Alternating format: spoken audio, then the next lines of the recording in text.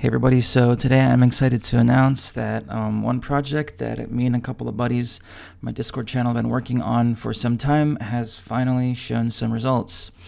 Now, as you can see on the picture above, there is a do-it-yourself Susan Shore device that I've been working on for the past few months, and I have to apologize for my radio silence because I didn't want to give any updates because I didn't want to give anybody any false hope or anything like that before it was more or less at least completed part way. Now the device itself is pretty rudimentary. It's very simple. I recorded a video of it and I'm going to be showing it up on the screen very soon. I was a little bit excited because, you'll see why. That's why I'm not sure I really remember what the hell I was saying there, but in any case, so I'm going to put up the video now, and I'm going to add some commentary at the end after the video. Okay. Hey guys, so sorry about the radio silence and YouTube about the Susan Shore device, but I got some pretty exciting news. Me and a couple of my buds have been developing basically DIY versions of the device, the Susan Shore device. And before anybody asks in the comments, yes, these are 100% correctly researched and constructed. There were many issues we had to solve during the construction of the device. And by the way, this is for educational purposes only. This is not meant to be commercialized or anything like that. We wanted to be able to test the Susan Shore's technology as fast as possible. So keep that in mind, please. And so here we can see that I have the very typical electrodes that go on your cheek and on your spine, for example. Also, here is the 3.5mm jack output for the sound stimulation. This is just for charging. I just keep it here because it's a micro USB and I have really no other reason to use it.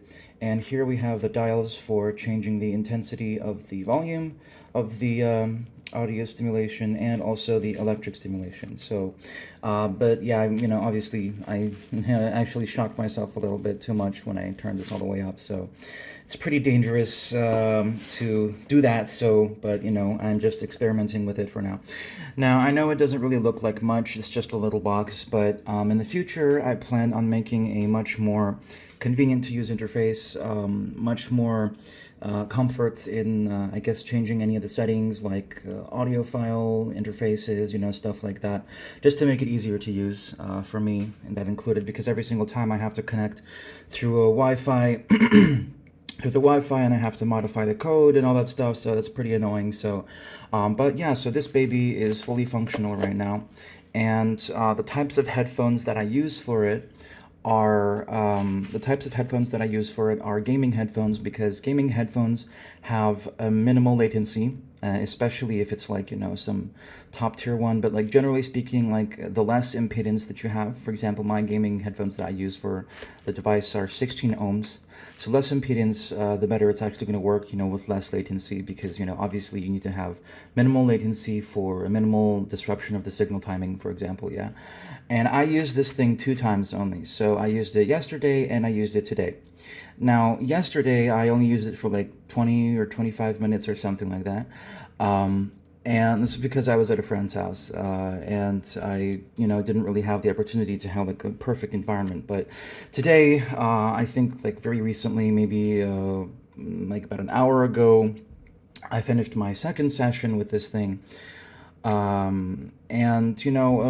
can I say from it? It's not very pleasant to be sitting there for 30 minutes having these this noise and this shocks on your neck, but I can definitely say without a doubt, after yesterday's session, and by the way, I'm a super responder, so my tinnitus is very, very somatic, so keep that in mind. After yesterday's session, I usually, before, I had 4 stable tones. They morphed together, these 4 tones morphed together into 2 tones, and I noticed that my tinnitus could be masked by a sync. Now, of course, that's not a massive volume reduction, but then again, it was 20 minutes of using this device, so I'm actually pretty impressed.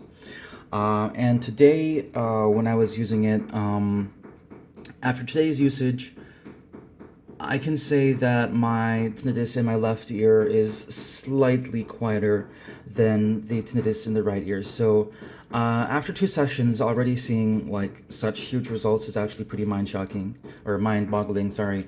But before we actually do anything, we have to, of course, keep on testing it. So before I give any conclusions, before I say anything, obviously I'm going to just continue using this device, and we'll see how it goes from there. Yeah, so I'm going to continue also developing my, I guess, V2 version of this device as well, and we'll see where that goes. So I'm just hoping that this video can give a little bit of a boost, a moral boost to some people, especially who are suffering immensely, that, help is on the way. Yeah, so peace. That's all for today.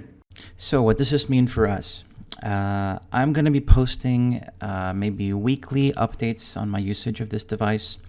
Then again, this is a do-it-yourself version, so I'm sure that there are some elements that can be improved. For example, the audio file could match my tinnitus a bit more. I'm using right now just a test file that was made by one of my buddies. So it could match my tinnitus better. That's the first thing. The second thing is that I would like to say that I'm very thankful for Susan Shore and her research on this condition, and I was absolutely confident that this device is, is the answer to most forms of tinnitus, and I hope that it can provide relief to millions of people all around the globe. I'm a little bit shocked because I didn't actually expect it to work so well. Maybe there's a little bit of a placebo effect, some people might think, but I've had my tinnitus for long enough to know if something is placebo or not. Yeah, so I've never actually had different volumes of tinnitus in my I guess, left and right ear. And right now it's a little bit weird for me because the volume of my tinnitus in my left ear is a bit lower than the volume of my tinnitus in my right ear. So that's the first time I'm feeling something like that. About what I mentioned in the video before, during the video about my tinnitus being masked by a sink, that's never happened before, and by my sink in my house. And I think it was mostly due to the reduction of tones, or the tones morphing into one single one. I used to have a little bit of a Morse code tone, like beep beep beep, and I had also like a wah wah wah wah wah, and those tones are absolutely gone, and they're still gone. But in any case, we have to observe this device usage, and I will definitely be giving updates every week, maybe even bi-weekly, I don't know. So I'm going to be using it 30 minutes a day for 6 weeks, and I will see how I react to that treatment. I will be definitely modifying my treatment to be maybe less or more effective, and we'll see how it works out. That's everything for today.